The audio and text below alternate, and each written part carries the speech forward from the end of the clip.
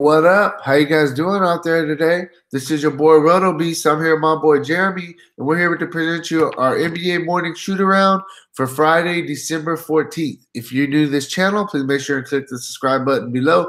This way you can watch all our NBA, NFL, and MLB videos. If you haven't came and checked out our website here at dfscheatsheet.com, you're absolutely missing out. We have all the tools to help you compete with the pros day in and day out, including a complete optimizer, tons of content, daily Fanduel and Draftkings cash lineups. Hey, we're truly a one-stop shop for all your DFS needs. So come check it out, dfscheatsheet.com. So, hey, how you doing out there, Jeremy? What's up, man? This is kind of a wild night. It was way more exciting to watch the NFL game than it was to watch the basketball games after that Laker-Rockets game ended. Did you see the end of the football game? Yeah, man. I went back after you told me I was already recording it, so I ended up getting it. But yeah, man, that was wild. They had the balls to go for the 2-point conversion. I love it. It's exactly what we said too. Remember, we were talking about we felt like San Diego was going to steal it. They literally stole it, man, at the end. So yeah, so we got a nice little. Finally, we got a 9-game slate. I like these 9-game slates. I think this is kind of the 7, 8, 9. You and I talk about it a lot. It's kind of the sweet spot. The slate's not really pretty, but as far as the games go, but I like these 9-game slates. It's not too big. It's not super small. It's kind of the sweet spot. Yeah, man, for sure.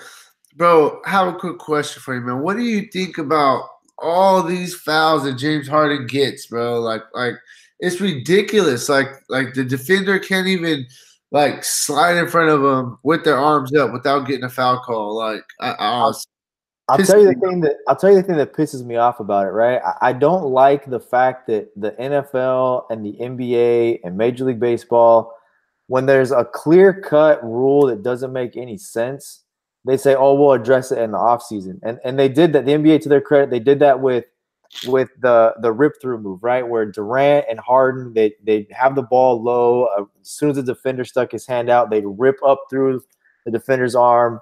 No intention on shooting the basketball, just making the motion would get them to the foul line. They did it over and over, and then the NBA said at the end of the season, next year we're not going to call that made an adjustment. Watching a guy fight over a screen, and when a guy's clearly in a compromised position, you should not be able just to throw up a shot and get a foul call. You throw up a shot in that situation, that's on you. That has to be on you. It's a stupid shot. It's not part of basketball. That's the one thing that's pissing me off about it. I could care less that Harden went off tonight, and we didn't think he was going to, and clearly I didn't have very much exposure to him. I could care less about that. It's not in the spirit of the game of basketball. I mean, you coach basketball, bro. So I think it's stupid. I think the NBA needs to address it. It's not good for the game of basketball, in my opinion. It's taken away from how the game should actually be played. It's stupid. It's an unfair advantage.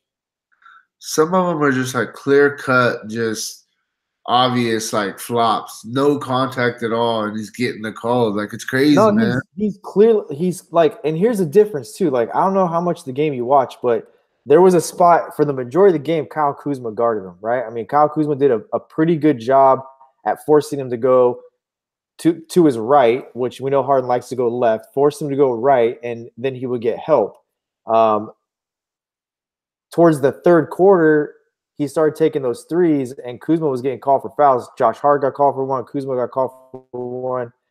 And the same exact play happens where he throws up a shot, and he clearly tries to make an effort to come down on Kuzma's foot to get the foul. Against Kuzma, he gets it. LeBron picks him up.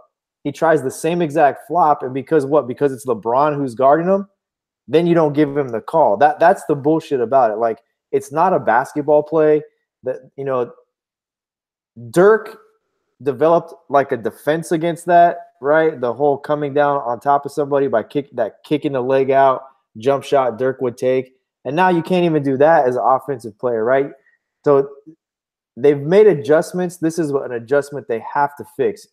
The one where Hart's fighting over a screen, Harden throws up a shot on purpose because he's there trapped between Harden and another Rockets player, that's crap. That's not a part of basketball. That should be on Harden for taking a stupid shot. Yeah, for sure. They got to look at intent. Don't you agree? Like, they got to look at intent. Like, what's the intent are you really intending to make a shot, or are you trying to get fouled? It's the same with the flop. Like, are you really trying to take a charge, or are you just trying to flop? Yeah, it was pissing me off tonight. That's for sure. I was fucking hella mad. But yeah, man, let's just jump into some games. New day, move on. Let's get it today. Like you said, solid 9-game slate.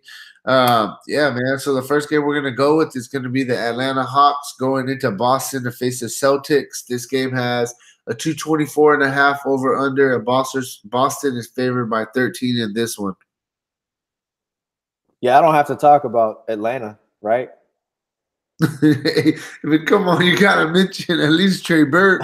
I mean, I'm sorry, not Trey Burke, Trey Young. No, I'm dead serious. Like I don't see any reason to get any exposure to Atlanta in this spot. I just don't. Boston is first in total defense. They're fourth in DVP to shooting guards, second to small forwards, fifth to power forwards, fifth to centers. You got Alex Len and Dwayne Dedman. No, thank you. You got the power forward position. You got John Collins priced up to 8,100 going against a fully healthy front court of the Boston Celtics without Al Horford. Oh God, I think Dwayne Dedman may go off. Let me load him up. No, I don't want any part of it. John Collins, don't want any part of it. I really don't want any part of anything that's Atlanta. I just don't. I don't think it's a good spot to attack. Boston's extremely good defensively. It's a 9-game slate. You need value, and I don't think anybody on this Atlanta team can get you 6 or 7x. Yeah, man. On the Boston side of things, I mean, there's some guys. You thought I was playing or what? You thought I was just making jokes over here? I don't want nothing to do with this team, man. On the Boston side of things, I mean, there's some guys we could definitely play. Problem is I definitely think this game is probably going to turn into a blowout. Aaron Baines, if he's in that starting lineup with Al Horford out, and he's going to get 20, 25 minutes at a 3,900 price tag, he's a very good value play. You just got to kind of keep an eye out on what the news is talking about. Marcus Morris, we've been playing him this past week. He's been doing very well, but the price tag is getting up a little bit. Kyrie Irving, 8,700, going to be going against Trey Young. I just don't think he's a guy I really want to pay up for. So, I mean, I'm not really going to be looking at anybody on the boss side of things. The one guy I do like, though, actually is Marcus Smart. He's starting to get minutes again, and he's in that starting lineup right now. Jaylen Brown's questionable. If he's out, Marcus Smart's going to get a ton of minutes at the shooting guard spot. 5,300. I think that definitely is a very fair price tag for him. So I think, honestly, he's probably my favorite play outside of Baines if he's in the starting lineup tomorrow against the Hawks. I'm ready to move on with this one, man. The minus 13 games are not something I like to look at. I mean, I just – yeah, no, for sure. Yeah, so the next game that we're going to go with is going to be the New York Knicks going into Charlotte to face the Hornets. This game has a 225.5 over under, and Charlotte's favored by 11 at home. I like Tim Hardaway, 32.5 and 31.9 in his last 2 games, played 35 and 43 minutes. You take a look at what he's done recently against Charlotte. You could take a look back just last year. 12-9-18 was the last time that Hardaway actually played against them. And so, just a week ago, he 31.9 is what he got in 35 minutes, about 1.0 fantasy points per minute. I like him. I think you can also play Enes Kanter. I've talked about it all year long. They just don't have a solid front court. So it's always with Kanter about minutes. Is he going to get run? The dude that's starting to pick up some tick here is Kevin Knox. It's a guy I've been on all year, just like Wendell Carter. You could put him in the same boat. 47 and 33.9 in his last 2 games. One of those games was against Charlotte on December 9th, where he had 47 Fanduel points. Like him a lot, especially at the price of 5,600. Emmanuel Mudiay, if Trey Burke is going to be out and Damian Dotson is questionable, you're taking away a lot that has to do with that backcourt. So, you've got Nicolina and you got Trier out, Burke is out, Dotson's questionable. I think that Emmanuel Mudiay at 5,500 is a very fair price here. You just take a look back. They just played each other, and you can see what he did against them in their last matchup. And Mudiay, of course, didn't show up in that one. 19 minutes, 13.6.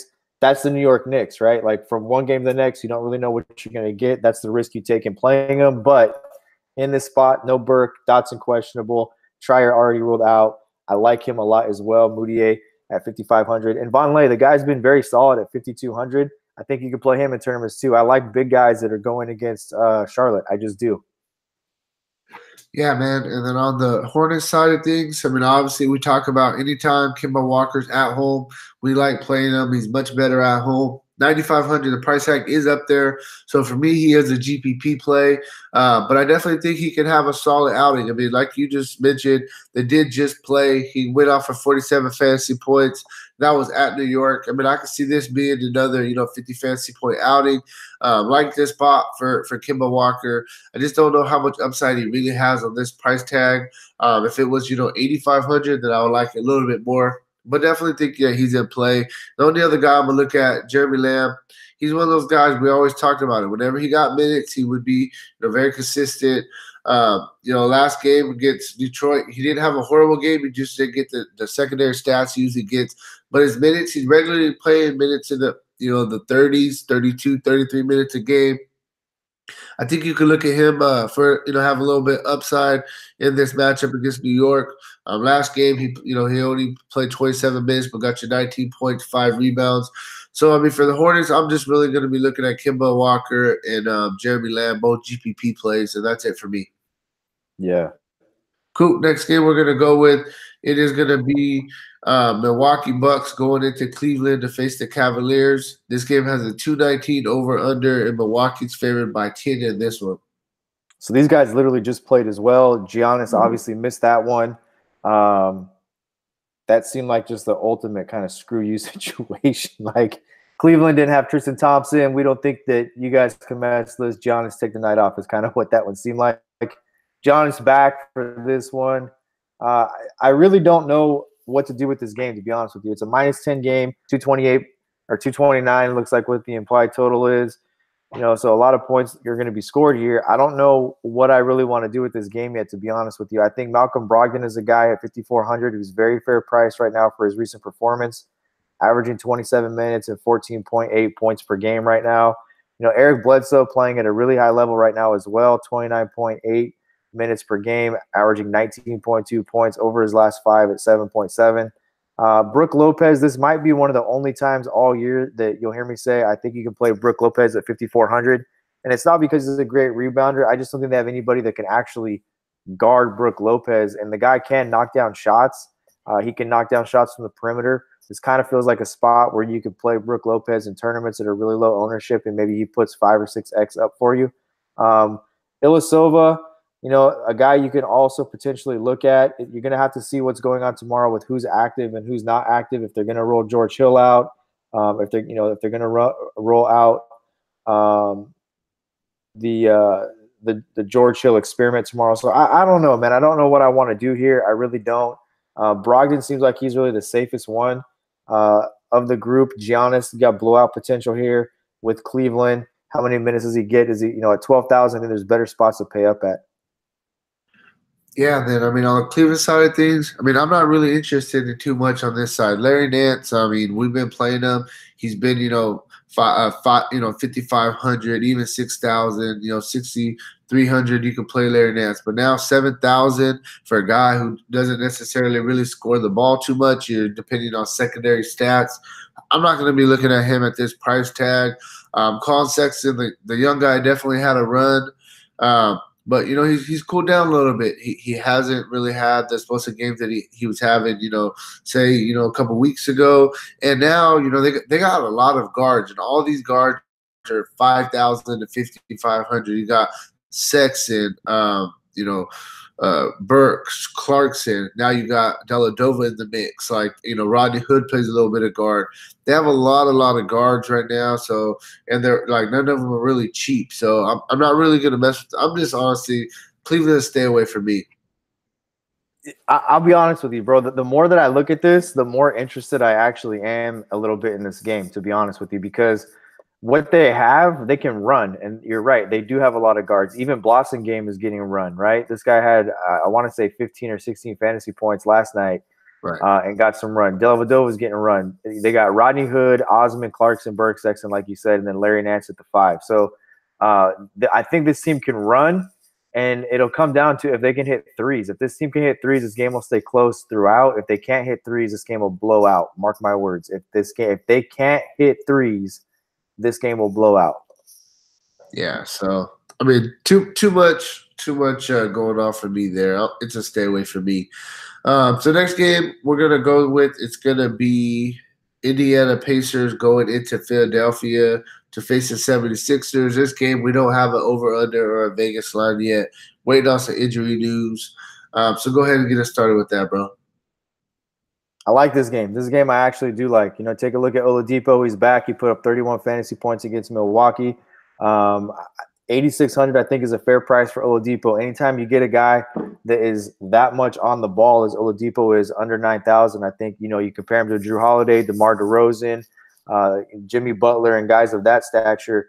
8.6 is fairly reasonable for Oladipo. And then Jimmy Butler questionable. I've read he's closer to doubtful, so you can take that Jimmy Butler defense out of the mix here, and Philadelphia becomes a much weaker perimeter defensive team and a much weaker team against guards.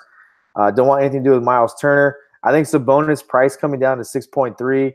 I think that he's a really good pivot off Thaddeus Young. I think Thaddeus Young's played really well recently, and his price is cut up. I love Thaddeus Young when he's sub-6 in the 5s, even when you get him at 4,900 occasionally. He's very cyclical. He get these hot and cold streaks. He's on a hot streak right now. How much longer is he going to stay on it? I think I like Sabonis coming off the bench here against this team. They don't have a lot of big guys that come off the bench. You're talking about, a Wilson Chandler, a Mike Muscala who's questionable. They can roll out Amir Johnson as well in that mix. I like Sabonis a lot at 6'3" in this spot. Collison, he loses a lot of his value. He'll be back in the 22, 23, 24-minute mix. We know what that rotation is from a guard standpoint. Previously, when they were running 2 and 3 guys, Corey Joseph, Darren Collison, etc., Aaron Holiday is probably out of this now. For me, Tyreek Evans takes a big hit too. I really just want to play Oladipo and Sabonis. Yeah, and then on the Sixers side of things, there's actually a couple guys that I like. First thing first, like you said, Butler is probably going to be out, so that gives a big boost to Joel Embiid, and Ben Simmons. The thing about it is, though, is do I want to pay the price on these guys? I definitely think this is a spot that both of these guys could excel and have solid games. So I definitely think that they do give you a solid floor. I mean, they're going to depend on these guys if they're going to beat the Pacers, So I do like those guys. Definitely think that, they're really good plays on this slate. Then you got the couple cheaper guys that I'm liking. TJ McConnell, he's getting some run right now. We know this guy, he can fill up the stat sheet very quick. 4,400. You can almost use him as your drop spot. If you don't always have to leave the money on. Use all your money. We always say that. So I definitely like him. Last 2 games, 28 minutes. That's with Jimmy Butler out. They're almost 30 fantasy points or 22 fantasy points. I definitely think that he's a good play if Butler's ruled out. And then, this guy let me down a little bit last game. JJ Redick, his shot just wasn't really going down for him. But, he's been playing a ton of minutes, 37, 32, 34, 34. I'm going to go right back to this well. This guy's a really good shooter. He's going to get it going. So, that's really the only other guy I'll quickly mention, this is a guy who actually started for Jimmy Butler, and he did pretty well. He played 34 minutes, 18, 3 and 6, 3 steals for 34 fantasy points. The price tag went up like 4 or 500. But I definitely think it's a fair price tag. You need about 25 for value, and if he's going to start and play, 34 minutes a game, then I definitely think that he's in play as well. That's it for me. Who's that? Well, the last dude? Yeah. Oh, it's this guy who started right here. He's actually pretty good. I was watching him play. Oh, you talk about Fukaritz or whatever his name is? Yeah, Fukar, or whatever. Yeah, he's been getting run too, so I definitely like him. Yeah, let's move it on. Keep it pushing. Right. Next game. This game should be, a pretty fun game back and forth. You got Washington Wizards going into Brooklyn to face the Nets. This game has a 226 over/under, and Brooklyn is favored by 1.5. And that's crazy, bro, that Washington is so bad right now that Brooklyn's actually favored. I think that's got something to do with Otto Porter and John Wall, though. John Wall took a nasty spill, ended up coming back going toe-to-toe with Kyrie. He's questionable because of the fall he took. We'll see what happens. Injury news around that. If he's out, you can roll out the usual cast of characters, Austin Rivers, Satoransky. You need to see what news is on Otto Porter as well. This is a spot I like Bradley Beal, though, at 8.5. The Nets can play basketball. They can score. They're competitive with everybody. They just don't end up winning the ball game. So I want to wait and see and see who's in, who's out, what the deal is with Wall and Porter, and then kind of go from there. Yeah, then I mean, on the net side of things, there's a couple guys that I think you definitely can look at. You got first thing first, Spencer Dinwiddie coming off his career game. Not really chasing that, but he's been fairly consistent. Past five games, he's got you at least 25 fantasy points.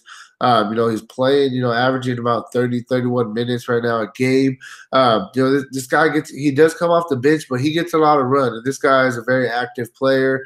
I think that he's a solid play, strictly GPP though, just because the price tag is starting to get up a little bit. And then one more guy you can also look at. I mean, this guy just a couple games ago, he took like 30 shots in the game. I mean, he has the ultimate green light right now. Last game he only played 22 minutes, but before that, he's been consistently, right around the 32-minute mark. And like I said, the dude has the green light. He has upside if he has it going. The price tag dropped a little bit as well. We need about 35 for value. He's averaging 32 on the season. Definitely think he's a good GPP play with a little bit of upside. But I mean, I'm not really interested in anybody else really on this Nets team outside of those two guards. Everybody else is kind of in a timeshare. This is rough for me right now because I haven't gotten anything that I'm interested in yet to talk about. To be honest with you, I'm not interested in this next spot very much either. Hey, me neither. Like I haven't. But all right, man. So the next game we're gonna go with it is gonna be what happened? Miami and Memphis. Yeah, my computer. Oh yeah, sorry. No, my computer froze on me. My bad. Sorry. Okay, yeah. So we got Miami Heat going into Memphis to face the Grizzlies. This game we don't have an over/under or a Vegas line on yet either. Next game on the slate's Oklahoma City at Denver. No, I'm kidding, man. But that's how I feel. That's how I feel. Hassan Whiteside will be back. 7.8. I don't mind him for tournament play if you want to get a little bit of exposure to him. If you're max entering something and you want to get maybe 5 to 10% exposure to Whiteside in this spot at 7.8, I think it's worth the risk. But really, outside of that, I mean, I'm not really interested in a lot.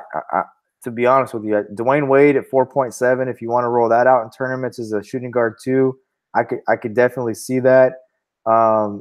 Justice Winslow at 5.6. I could definitely see him as a small forward too.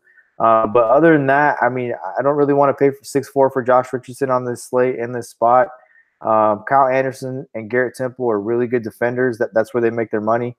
And then this Grizzly team is not a fun team to try to attack from a fantasy standpoint because they got JaMychal Green, Jaren Jackson, and Marc Gasol, and then they run Mike Conley, really good defender, Kyle Anderson, good defender, Garrett Temple, good defender, Marc Gasol, good defender in his own right against big guys. So I'm not really excited to load up Miami. If you want to run these guys as secondary plays, a Dwayne Wade or a Justice Winslow, I'm okay with that. Take a chance with Hassan Whiteside. I'm okay with that. Not really anything I'm interested personally, though. Yeah, man. On the Grizzlies side of things, you look at Marc Gasol, you look at Mike Conley as a GPP, and I'm not looking at nobody else. I like Jaren Jackson, to be honest with you. I do. But the thing is like JaMychal Green is back now, so he's not getting the same run that he was getting earlier in the year. That's so, and his price tag is still up there. It's 6,700. It's like you're gonna pay 6,700 for a guy who 20, 21. He played 30 minutes yesterday. 31 minutes. But, that's one game in the past what? You know what I mean? But I get you, though. It's just all about minutes with him. He's one of those guys. Look, I said this before. With Jaren Jackson, he's either going to be a top 10 play in the NBA on any given night or he's going to be a top 80 play.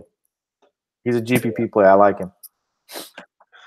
All right, bro. Next game we're going to go with is going to be – this game should be a little bit better. It's going to be the Oklahoma City Thunder going into Denver to face the Nuggets. This game has a 217.5 over-under. OKC's favored by 5, and there's no way OKC's going to win this game in Denver. We know that rule. No. The rule is back to back. Like if you're on a back to back and you're going into, I'm not gonna say no way that they're not gonna win, but we know this. I would definitely agree with you if Oklahoma City played tonight and this was the second of a back to back and they're going to Denver. That's like a 1-80 is what the record is on that stat. Favored though, huh? But for them to be favored though. Yeah, I mean, look, no Paul Millsap, no Gary Harris, no Will Barton. You're running out of starting lineup of a banged up Jamal Murray, a Jokic who hasn't played at a high level. This team struggled with Atlanta a lot. The Thunder, the number one team defensively in the NBA. They had the number one seed until they lost to New Orleans last night. I definitely think that they deserve to be favored in this spot. Definitely go, and they're not. It's not a back to back. That they're going in there. They probably were there today. They played a road game at New Orleans. They probably went straight to Denver. So they've been in altitude. It's not like they're just coming in on the Denver killer is when you're there on the second of a back to back. That's when it's the killer because of your legs and tired, etc. Yeah, I get you. Russell Westbrook eats at Denver as well, and at a 11,000 price tag, I think him and Paul George are very good plays. I also think Dennis Schroeder is a really good play on this slate. This guy, to me, so far is the sixth man of the year in the NBA. He's done exactly what you need a sixth guy to do. When Russell Westbrook can't go, he steps in and he contributes in a major way, and he's had a really solid role off the bench. He's also started at shooting guard when Ferguson's been out. Schroeder at 6'1", I like a lot in this spot. I think Adams at 6'8" is a decent tournament play. And outside of that, that's really where I'm looking. But, I mean, Russell Westbrook and Paul George, I think they're playable tomorrow for sure in tournaments. And I like that Russell Westbrook's coming off kind of a subpar performance. I don't see anybody who can get in the way of Russell Westbrook getting to the hole in this matchup anytime he wants. He will go right at Jokic all night long. He does not care. We know that. And Paul George, his perimeter game right now is impeccable. The guy is constantly on the receiving end of Russell driving, dishing, and then them passing to a wide open Paul George and him knocking shots down. So I like both these guys a lot. Yeah, man. And then on the Denver side of things, I mean, you're right. The more I was looking at it, I didn't realize how banged up they really are. They got a lot of guys out, a lot of firepower for sure. So yeah, I mean, Jokic, he's been stepping it up with all these guys out, been playing a little bit better. 10,000 though, we need 50 just for value, So it's a big price tag for him to pay, especially going against a really good big man in Steven Adams. I don't know if I could do that. It's going to be a tough matchup for him. Plumlee, him and Lyles have both been kind of like splitting minutes at the power forward position. But both of their price tags are, 5,000. They're not giving me price tags anymore. I don't really know if I'm going to be looking at any of those guys. Jamal Murray, I mean, he has a little bit of scoring upside, but Russell Westbrook, a good defender. So, I mean, the only guy I think that I really like even a little bit, you got this guy Monte Morris. He's been picking it up, and he's been the guy that's coming off the bench, giving him a lot of energy. 5,000 or 5,300. He has a little bit of upside, and his minutes have been, they've been there the past couple games. So I think that he's a decent GPP play. But yeah, man, the more I looked at it, I'm not really interested in the Nuggets. I'm telling, and look, we talked about the Nuggets a lot when they were healthy. That you just don't want to play. You don't want to take players against them because they're really good defensively, and a lot of guys dudded against them. But this is not the same team. It's not. They're no Paul Millsap, no Gary Harris, no Will Barton. I think a very winnable game for Oklahoma City here, coming off a tough loss to New Orleans, looking to get back in the win column. Yeah, for sure. All right, moving on. Next game we got, it is going to be the Golden State Warriors going into Sacramento to face the Kings. This game has a 235.5 over-under, and Golden State favored by 8 in this one. This is the game of the night. I mean, this is the game of the night, and it's crazy to say that. I know it is, but look, the Sacramento team, I've said it all year long on this video. This is a really good young team with a lot of talent. I like the way they play.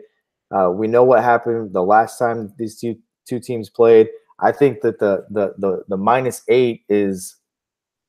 Bro, since you like Sacramento so much, you can have the Sacramento side. You just want to talk about the Warriors, bro, and you want all the. I'll talk about Sacramento. Go ahead. I'll let you get started. Go ahead with this. You're already going. You want me to take Sacramento or you want me to take the Warriors? Go ahead and take Sacramento, bro. That's your team right there, man. Look, I really, I feel like I'm like an honorary freaking Kings fan here, man. But look, this is a good team, man. De'Aaron Fox at 7'6", very fair price on this guy. Willie Cauley-Stein at 7,000 against a team that doesn't have a center. Kevin Looney's not a real center. He's just not. On the flip side of that, I will mention one thing. I don't know if you guys have all seen, but Boogie Cousins has started practicing, and they haven't said an official target date for him to return, but he has started participating in all basketball activities, including 3-on-3 and 5-on-5. So Boogie Cousins could be on his way back here pretty quick. Iguodala is the guy that you have to look out for here because he's a really good defender, and he could possibly get and annoy Buddy Hield. But I like Buddy Hield at 6'1". I like Marvin Bagley at 6'3". Marvin Bagley absolutely went bonkers last time these two teams played. Bogdanovich at 6'3" feels like another really fair price on a guy who's played really solid as of late. Very high usage player, very on the ball, comes off the bench for them, and he plays more like a point guard. So I know this is a shooting guard, but he plays a lot more like a point guard coming off the bench. And De'Aaron Fox, I mean, this guy's very aggressive.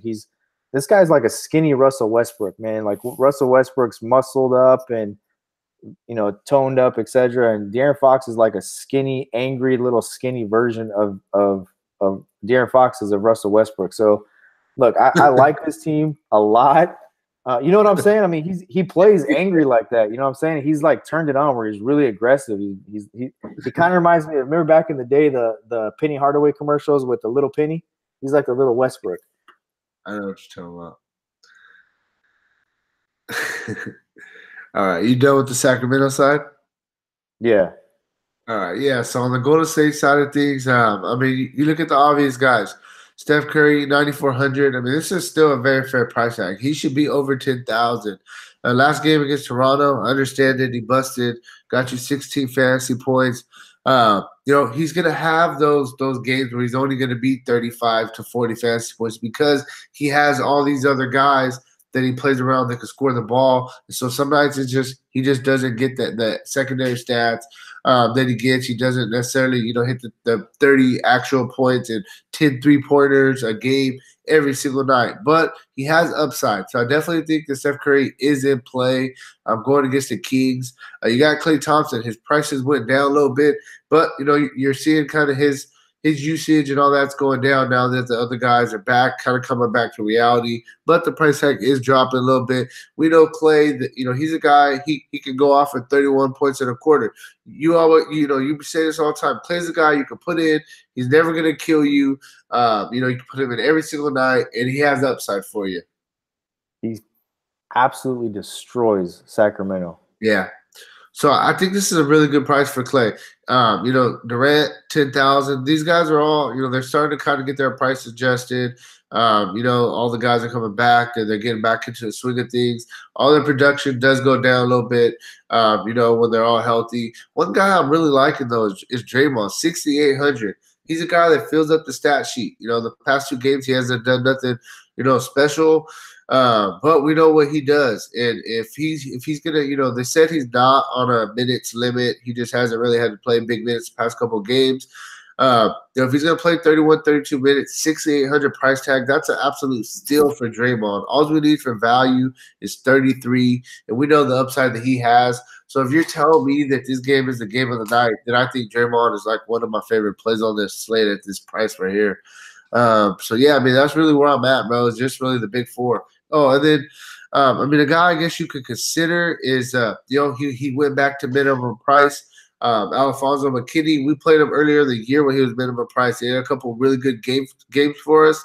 They showed that they like playing this guy minutes. So, minimum price, he's a guy, if he's going to get some minutes, that you can throw there as a pup play as well.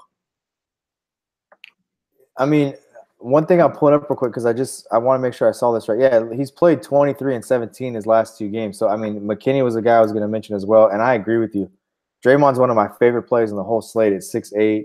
This game is – I think it's going to be high exposed. Buddy Hield smashes against the Warriors. You could take a look at just his last 4 games against them, 41.9, 33.6, 36.9, 31.6. Buddy Hield and Draymond Green are my two favorite plays in this game for sure. And then I'm ready to move on.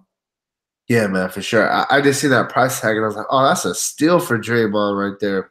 He was 6'8" yesterday, and I loaded him up. I didn't expect him to get blown out like they did. Yeah. So we got the Toronto Raptors going into Portland to face the Trailblazers this game.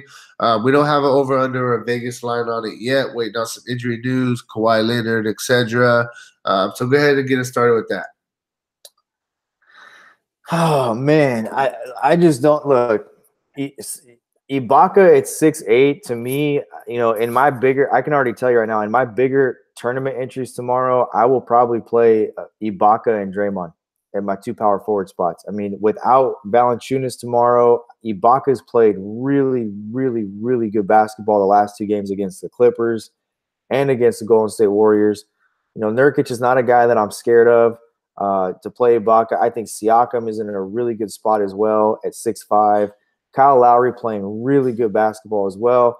$8,000 price tag is really fair. I think you could, the combination for me early on that I'm kind of looking at with these last two games, I want at least 4 to 5 players from this. And I'm probably going to try and get Kyle Lowry, Ibaka, Buddy Hield, and get Draymond in. I like Ibaka a lot at 6.8 for what he's been doing recently. And Valanciunas, he had surgery today. He's not going to be around. They signed some guy off the street today. Ibaka is their guy. So 6'8", really fair price. I look for Ibaka in the next week or so to probably be an $8,000 player just for the fact that he's going to be their center and he's playing at a high level. There is no Valanciunas. His ownership's going to go up. This guy could be an $8,000 player within the next week. So, get exposure to Lowry, get exposure to Ibaka. This team is legit. If Kawhi does play, then I like Lowry a little bit less. If Kawhi doesn't play, I'm going to load up on Kyle Lowry at 8,000. It's too cheap for him, and Ibaka is too cheap at 6'8" for having no other center on this team that they can roll out. Yeah, man. I mean, on the Portland side of things, we see Toronto a really good team. They're a really good defensive team. They're very, very deep. They're a really good defensive team, man. They're a really good defensive team. I was texting you last night, like this is crazy. Because I just can't believe they did that to the Warriors and made it that good. A team that's that good of a shooting team shoot the ball that bad last night. They're just in your face, relentless. Right. Yeah. So you can look at a Damian Lillard. if they're gonna have any chance to win this game, they're gonna need him to go off under 9,000 price tag. He, the past 5 games, he's averaging 41 fantasy points. So he hasn't been, lights out these past few, but the price tag is definitely reflecting that. You could definitely look at Lillard for GPP. The guys who's been kind of saving them the past couple of games has been CJ McCollum, averaging 30 fantasy points the past 5 at a 7.1 price tag. We need about 35 for value. The thing I don't like about CJ McCollum is he's very, very scoring dependent. He's a shooting guard. He's going to be guarded by Danny Green, who's a pretty good defender. One thing that I do want to say is I like Nurkic in this spot. 8,100 going against Ibaka. Ibaka's not a real center, and Nurkic is a big dude. And if he doesn't get a foul trouble, I think this is a spot where he could definitely eat. So I think that of all the Trailblazers, Nurkic is probably my favorite play of them. But yeah, man, I'm not really too interested in going against the Raptors defense. The problem is if you watch Toronto, they just strangle you on the perimeter and they never let you get set up in your offense. That's what they do. And then if Portland can't get set up in their offense, then Nurkic has a hard time getting the ball in the post, and then he becomes kind of a liability there. They absolutely just put so much pressure on you. Like you said, Danny Green's a really good defender as well. And if Kawhi plays tomorrow, man, I really don't want any part of Portland. I just don't. Yeah. Tough place to play, end of a road trip. I get all that. But this team, you're a coach, man. Tournament basketball, you're on the road, you win a couple games, and it's like, you know what, who cares about the environment? Let's finish this thing off. And I'm sure that's where Toronto's at. They're trying to go on this West Coast trip and finish it off here with another win. They just knocked off a very good Clippers team. They knocked off a very good Golden State team. Portland, one thing I want to quickly say is to say less, who's talking about he went with Harden tonight. That's good, man. Good for you, Harden. It was due. And Steph and I were talking about, we were texting before we came on during that game. And I was telling him, we only have to be right 65% of the time for y'all to make money, man. So we're going to get one wrong here or there. And 65% of the time we're right, everybody's making money and everybody's winning. Yeah, no, but bro, Harden, like I was telling him, bro, Harden, the past 8 games, he hasn't even got really that close to value. He's been off. So I mean, he was eventually going to explode. I thought it was honestly going to be Chris Paul with the whole thing going on. But yeah, man. So I think that's about all we got for you guys. Tomorrow I will be back with my NBA core plays. Jeremy will be back with his GPP core plays over there on the DFS Cheat Sheet YouTube channel. Make sure to go subscribe to that channel as well. Thank you guys very much for checking out this video. Please make sure to click that like button down below. Make sure to turn those notifications on. This way you don't miss any of our videos. And good luck on your contest tomorrow. If I don't talk to you before then, peace out.